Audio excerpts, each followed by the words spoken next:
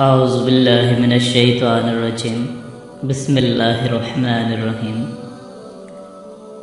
میرے دوستوں، میرے بھائیوں اور میری بہنوں، آپ کو ایک چھوٹا سا عمل بتانا چاہتا ہوں۔ 21، 22 اور 23 رمضان المبارک قریب ہماری زندگیوں میں آنے والے ہیں۔ اس وظیفے سے علماء اکرام نے یہاں تک لکھا ہے کہ اگر آپ ان 3 دنوں میں یہ وظیفہ کر لیں تو آپ کو لاکھوں آپ کی حاجات ہوں، لاکھوں آپ کی دعائیں ہوں۔ انشاءاللہ اللہ پاک کبھی بھی رد نہیں کریں گے۔ کوئی بڑی سے بڑی مشکل بھی ہو تو آپ اللہ سے مانگیں ان دنوں میں، اللہ پاک آپ کی وہ حاجت، آپ کی وہ مشکل فوری طور پر حل کریں گے۔ کیونکہ میرے دوستوں، میرے بھائیوں، صرف آپ جانتے ہیں اگر ہم اللہ سے نہ مانگیں تو ہم کس سے مانگیں؟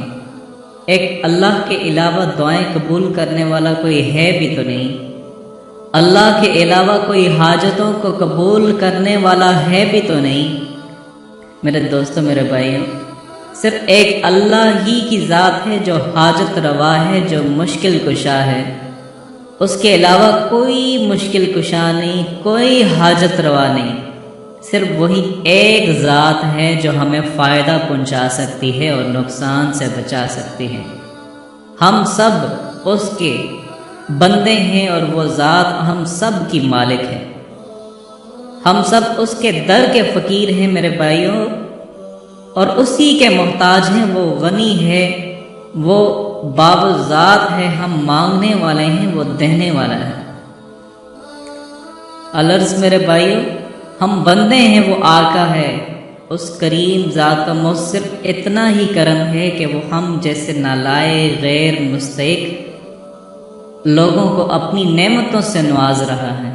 لیکن معاملہ صرف کرم کا ہے۔ اب اس کے کرم کی انتہا تو دیکھیں کہ جو اس سے دعا نہ مانگے میرے اللہ اس سے ناراض ہو جاتے ہیں۔ ایک حدیث مبارکہ میں ہے، سیدنا ابو ہریرہ رضی اللہ تعالیٰ عنہ روایت کرتے ہیں، آپ صلی اللہ علیہ وسلم نے فرمایا، جو اللہ سے دعا نہیں مانگتا تو اللہ اس پر ناراض ہو جاتے ہیں۔ سبحان اللہ۔ آپ دنیا کا اصول دیکھیں میرے بھائیوں، دنیا کا اصول دیکھیں میری دوستوں، میری بہنوں، کہ انسان اگر دنیا میں کسی سے مانگتا ہے تو وہ ناراض ہو جاتے ہیں۔ وہاں اصول ہی ایسا ہے کہ کچھ لے کے آؤ گے تو کچھ لے کے جاؤ گے۔ ایک میرے اللہ کا اصول ہے کہ خالی ہاتھ آؤ اور جولیاں بھر کے لے جاؤ۔ کیونکہ وہ دنیا سے مانگو تو دنیا والے ناراض، اور نہ مانگو تو خوش، اور اللہ سے مانگیں تو اللہ پاک خوش ہوتے ہیں، نہ مانگیں تو اللہ ناراض ہوتے ہیں۔ تو ان 3 دنوں کو آپ قیمتی بنانے کے لیے آپ کو ایک چھوٹا سا وظیفہ بتانا چاہتا ہوں، وہ کلمات بتانا چاہتا ہوں۔ جب آپ ساری حاجات اپنے اللہ کے سامنے رکھیں، اپنے اللہ کے سامنے رکھیں، تو اس دعا کے لیے جب بھی ہاتھ اٹھائیں تو وہ کون سے کلمات ہیں جو نبی کریم صلی اللہ علیہ وسلم نے بھی ہمیں سکھائے کہ اگر آپ دعا سے پہلے، یہ اپنی حاجات سے پہلے، ہر حاجت مانگنے سے پہلے، ہر اپنی خواہش مانگنے سے پہلے اگر دعا کے لیے ہاتھ اٹھاؤ تو وہ کون سے کلمات ہیں، اگر آپ ان کو پڑھ لو تو آپ کی دعا کبھی رد نہیں ہوگی۔ ان 3 دنوں میں بہت بابرکت دن ہے میرے دوستوں، میرے بہنوں، میرے بھائیوں۔ وہ کلمے جو کلموں کے ساتھ اگر دعا کریں تو اللہ پاک کبھی رد نہیں کرتے، خاص کر کے ان دنوں میں اگر آپ لگا لیں اپنی دعاؤں میں تو اللہ پاک کبھی رد نہیں کریں گے۔ وہ باتیں بھی سن لیں۔ آپ صلی اللہ علیہ وسلم نے فرمایا، اپنے ماجہ کی روایت ہے، اللہ کے عزم اعظم سے جو دعا کی جاتی ہے وہ کبھی رد نہیں ہوتی، اللہ پاک اسے دعا قبول کرتے ہیں۔ ویسے تو ہر دعا ہو رہی ہے، لیکن اس میں اور مکمل اور مضبوط کام ہو جاتا ہے اسم اعظم، اور اس کے تعلق سے آپ صلی اللہ علیہ وسلم نے فرمایا، ایک صحابی تھے، وہ دعا کر رہے تھے، انہوں نے دعا یوں کی اور فرمایا، اور دعا کے الفاظ یوں ہیں، اور کہا، اللہم انی اسألک انت لا الہ الا انت الاحد الصمد الذی لم یولد ولم یکن لہ کفوا احد۔ اس طرح سے انہوں نے الفاظ ادا کیے۔ آپ صلی اللہ علیہ وسلم نے فرمایا کہ اس نے اللہ کے اسم اعظم سے دعا کی، اس کی دعا تو رد نہیں ہوگی۔ کوشش کریں تو آپ اسم اعظم سے اسی طرح ان دنوں میں دعا کریں۔ اور دیگر کلمات میں آپ کو بتا دیتا ہوں، اگر آپ دعا سے پہلے اپنی جو بھی حاجت ہے، آپ جو دعائیں بھی کر سکتے ہیں، ان دنوں میں آپ خصوصی طور پہ دن میں کسی بھی وقت، چاہے افطاری کے وقت کر لیں، سحری کے وقت کر لیں، 21، 22، 23 رمضان، کسی بھی وقت آپ دن میں دعا کر لیں، تو بس دعا سے پہلے وہ کلمات جن کو آپ لگائیں گے تو آپ کی دعا ضرور قبول ہوگی۔ ان میں سے ایک یہ ہے جس کو آپ صلی اللہ علیہ وسلم فرماتے ہیں اور کہتے ہیں کہ جو شخص یہ پڑھے اپنی دعا کے اندر لا الہ الا انت سبحانک انی کنت من الظالمین، جو حضرت یونس علیہ السلام نے کی، اور اس کے بعد دعا کرے، تو آپ صلی اللہ علیہ وسلم فرماتے ہیں کہ جو بھی اس کو پڑھ کے دعا کرے، جب بھی کوئی مسلمان اس کو پڑھ کے دعا کرے تو اللہ پاک اس کی دعا کو قبول کرتے ہیں۔ تو آپ سے گزارش ہے میرے دوستوں، میرے بھائیوں اور میری بہنوں، آپ اس کلمات کو ضرور پڑھیں، اس تسبیح کو پڑھ لیں۔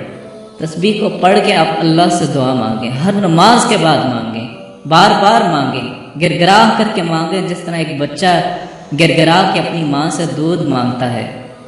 جب آپ اللہ سے اس طرح مانگیں گے تو سوال ہی نہیں پیدا ہوتا کہ اللہ آپ کی دعا کو رد کریں۔ یہ دعا تو اللہ پاک ضرور قبول کریں گے۔ اسی طرح آپ صلی اللہ علیہ وسلم نے تیسری چیز بھی بتائی ہے کہ دعا کی قبولیت میں جو کلمات ہیں، اور کہا کہ جامع ترمذی کی روایت ہے کہ جب تم دعا کرو تو یہ الفاظ کہنا مت بھولنا کہ یا ذوالجلال والاکرام، بار بار کہنا اس کو، یا ذوالجلال والاکرام، یا ذوالجلال والاکرام کے الفاظ کو اپنی دعا میں لازم پکڑو، یا ذوالجلال والاکرام۔ تو اس طرح آپ اگر دعا مانگیں گے تو آپ کی دعا فوراً قبول ہوگی۔ تو آپ ان عمل کو کریں۔ اور آخر میں بھی دعا مانگتا ہوں کہ اے ساری کائنات کے شہنشاہ،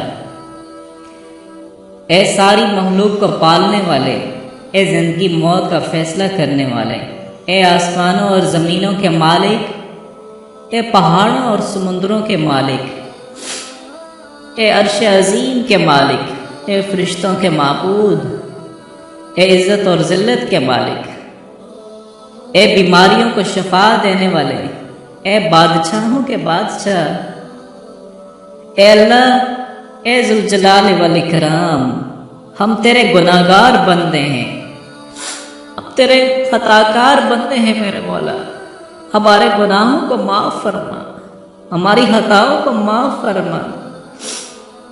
اے اللہ، ہم اگلے پچھلے صغیرہ کبیرہ سبھی گناہوں کو، سبھی خطاؤں کو اور سبھی نافرمانیوں کو معافی مانگتے ہیں۔ اے میرے اللہ، اے میرے اللہ، ہم سب کے گناہوں کو معاف فرما، ہم سب کے گناہوں کو معاف فرما میرے مولا۔ Subscribe to our channel by clicking the subscribe button. Click the bell button and enjoy the latest uploads on our channel. الذي نزل الفرقان على عبده ليكون للعالمين نذيرا